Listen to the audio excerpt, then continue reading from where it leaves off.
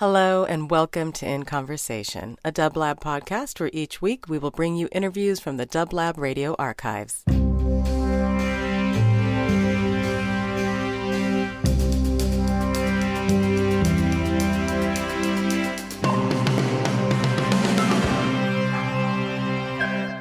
For once, I felt as though I had more background experience in a particular area. And I was going to put my own video together with the help of the Atlanta police.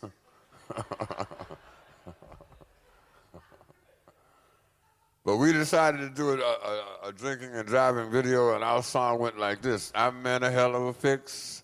Wouldn't it help me if I knock on wood?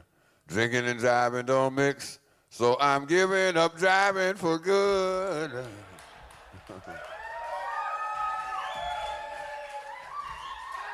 I say a tribute to the bartenders of the world who would find their business falling off greatly if all of us decided all of a sudden that driving was more important than actually having a good time.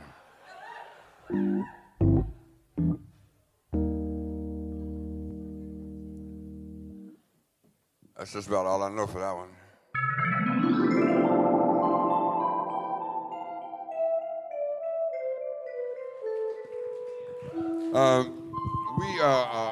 We were on, for a longest time, we were on what we called an Allergy Tour.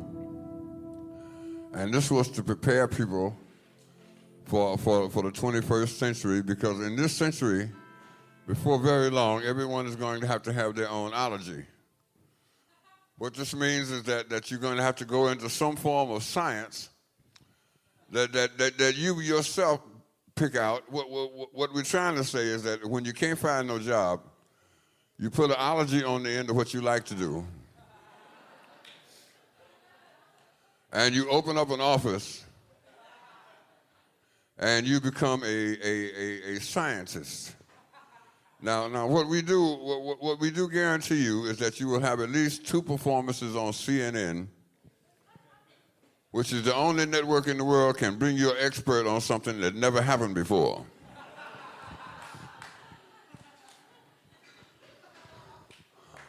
What goes on nowadays is that people are determined to find out from someone who couldn't possibly fucking know what it is that's going on. Something never happened before in the history of mankind. If you turn on CNN, they will have an expert. Now, the first question comes to, where did they do their research? And the second question is, how long have they been waiting?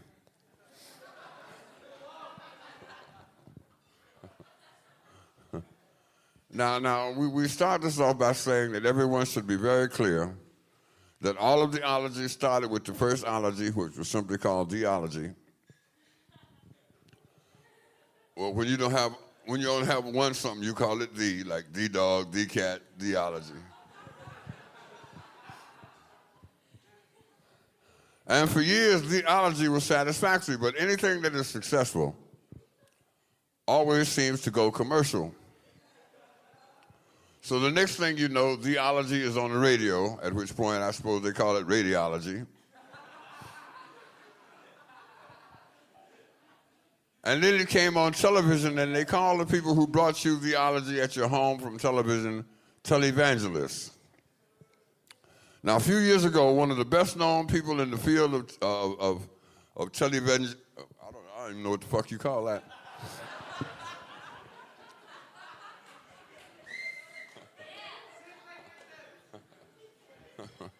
One of the best-known people in the field of theology came on television and told everyone he had seen God. Now, of course, this moved things on to a new level. There were already people who reported that they had spoken with God, and there were people who reported, on the other hand, that God had spoken to them. But no one had ever taken it to a level before where they actually said that they had seen God. So I stopped channel surfing immediately.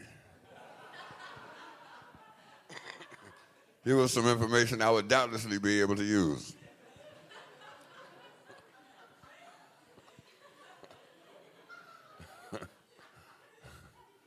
This man, a well-respected member of theology, said that he had seen God, and God told him to raise $8 million.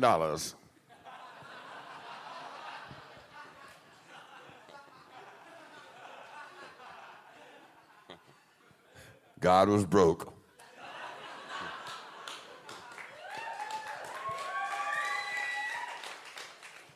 Right? That made me feel a whole lot closer to God than ever, too.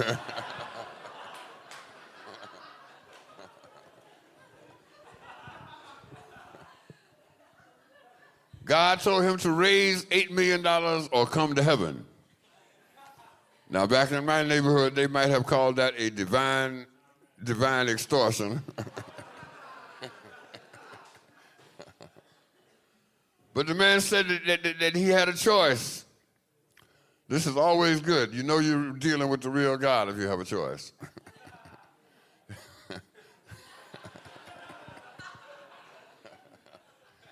His choice was either to raise $8 million or come to heaven.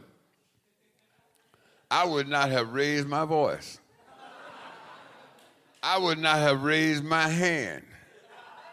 All I would have said is, do I have time to pack my shit? I mean, heaven, right? Here's a genuine opportunity to go to heaven.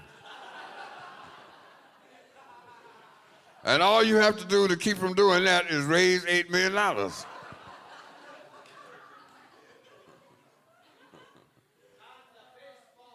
My problem was that the man decided to raise the money. Now, this told me something else. If you met God and you didn't want to go to heaven, just what the fuck are we doing? Here's an opportunity to either go to heaven or raise the money. This man raised the money, deciding not to go. That's when I figured it was best that we all get into our own ology and try to organize things for ourselves. We are in the field of bluesology.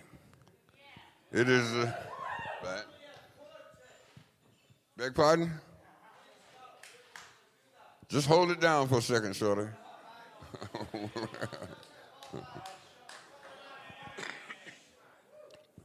Now, one of the fields that you may have become familiar with in the last couple of years is called meteorology.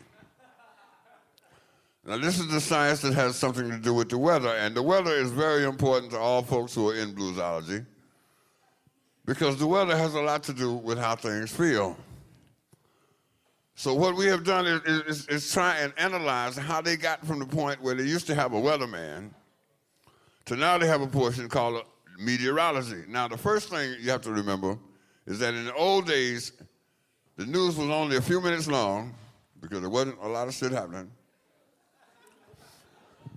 And at some point during the program, the newsman would say, "What do you think, Joe?" And Joe was the weatherman, and Joe looked out the window and say, "Shit, look like it's gonna rain." And that was the weather forecast.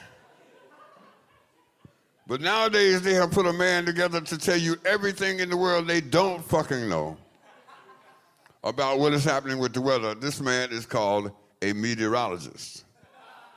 This man has on a three-piece suit, blow-dry hair, smiles so much your face hurt,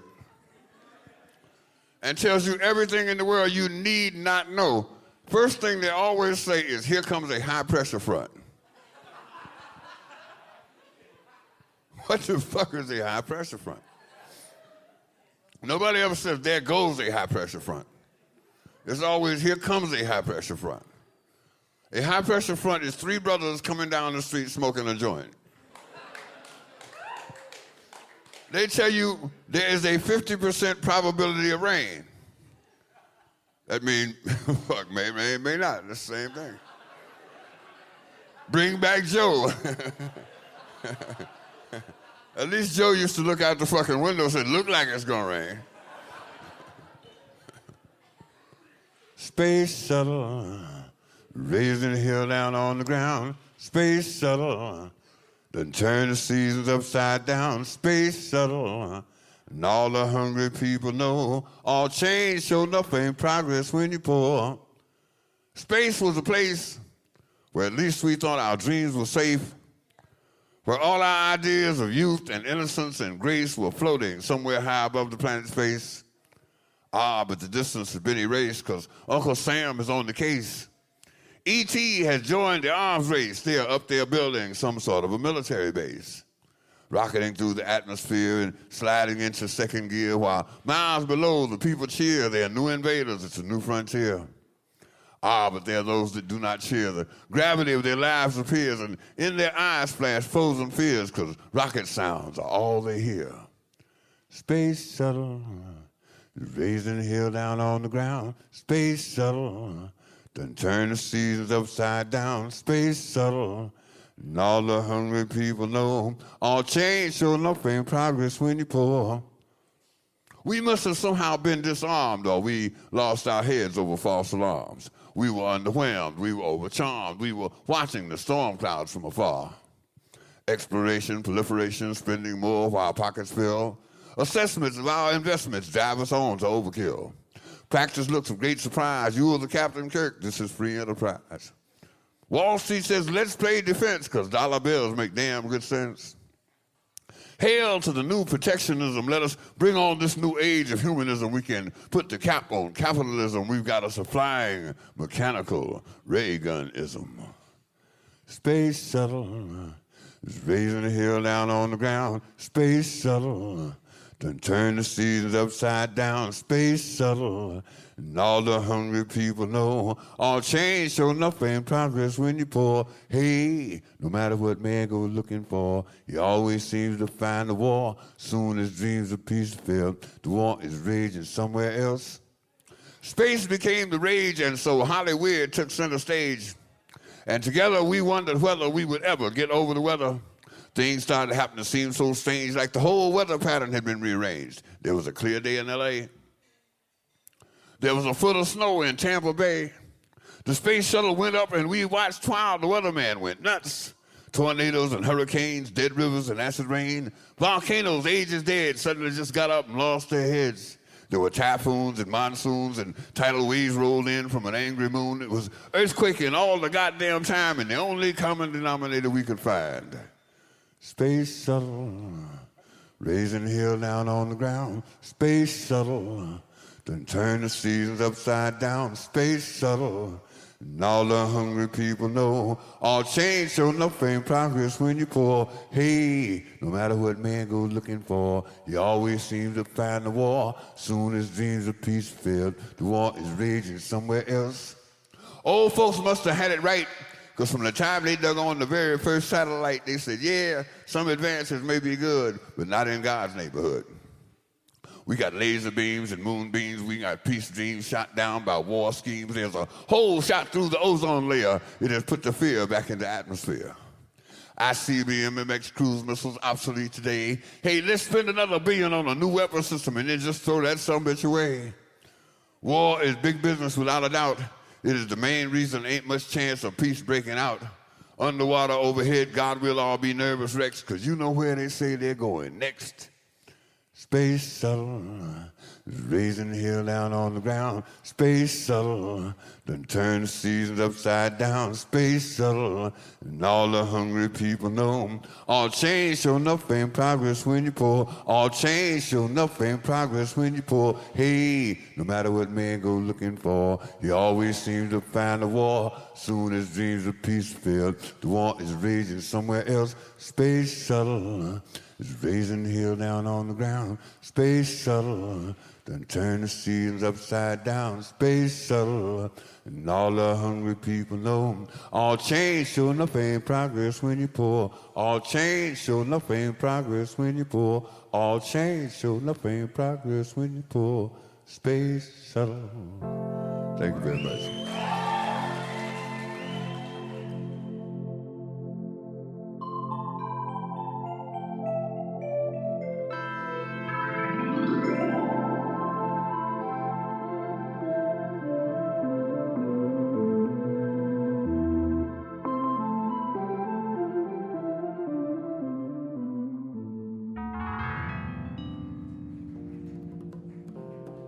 This is a song that was a little late when we finally put it out.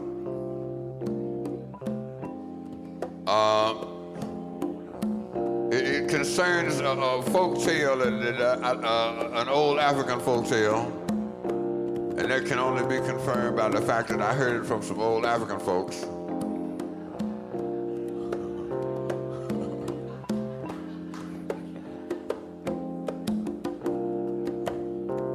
It says that in the beginning of time, the seasons sat down and decided how they would organize the world and how they would come and go. And then they decided that they would come and stay about 3 months and then move on to whatever area they had to go to. We rarely even notice. Very few people say, I wonder where summer is or wonder where spring is. We just assume that they'll be back.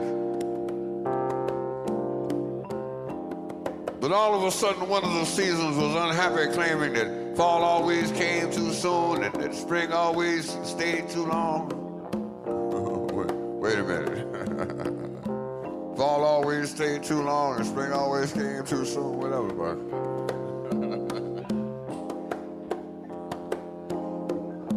And so winter was unhappy, and winter decided to stay.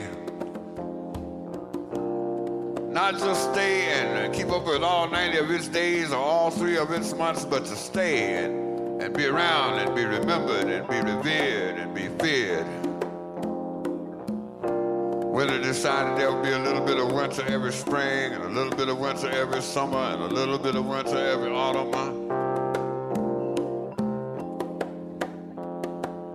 But we adapt. Mankind is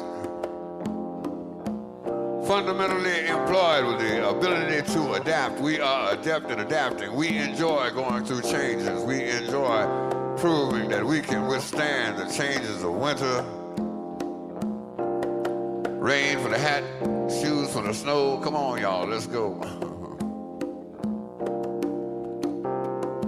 And so there we are out for a walk on a spring day, short sleeve shirt or short skirt. And all of a sudden there's a breeze that sacks at us from between the trees.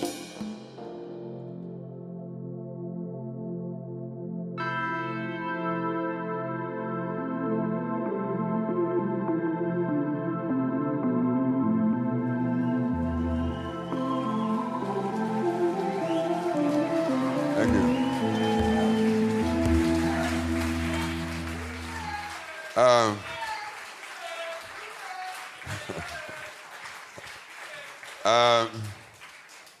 I know back we were working on an album called Reflections,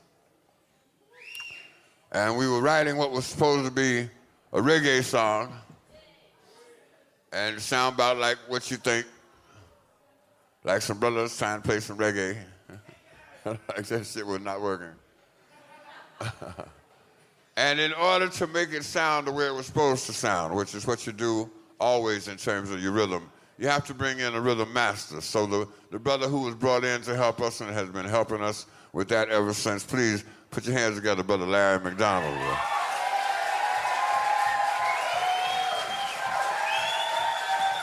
Now,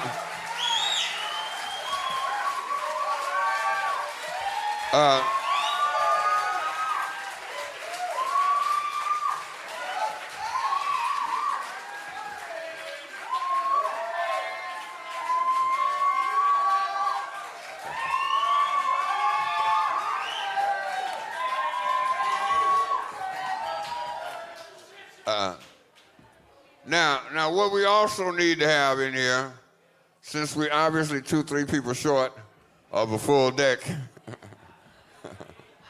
is to bring on some of the vocalists that we have out there and have you help us with this next tune. Now, yeah, I know you're looking forward to that.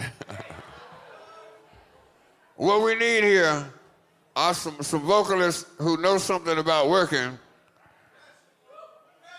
You know something about that? Because this is a song about coal miners. For those of you who actually are coal miners, you can sit this one out. Work related. Otherwise, if you would please, we would like to have everybody join us and sing this part here.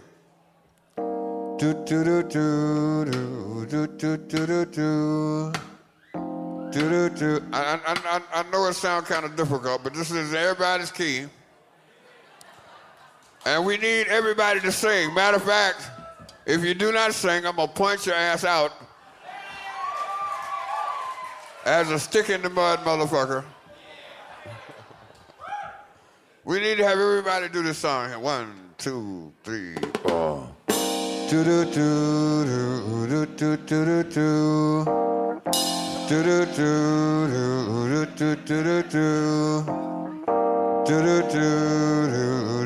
Oh, that's gonna be fine. That's gonna be great. That's gonna be great.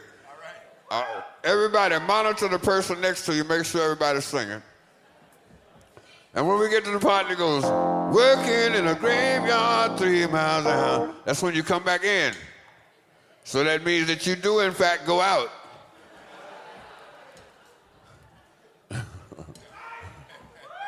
Now we want you to do this 4 times, and then when you remember when you're working in a graveyard 3 miles, that's when you come back in. So don't go on the nod.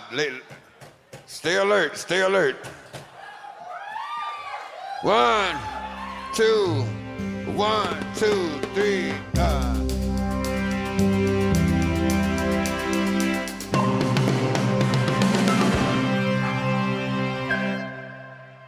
In Conversation was produced by Dublab, a nonprofit radio station broadcasting live from Los Angeles since 1999. Sound editing and theme song by Byng. For more programming, visit dublab.com. And thank you for listening.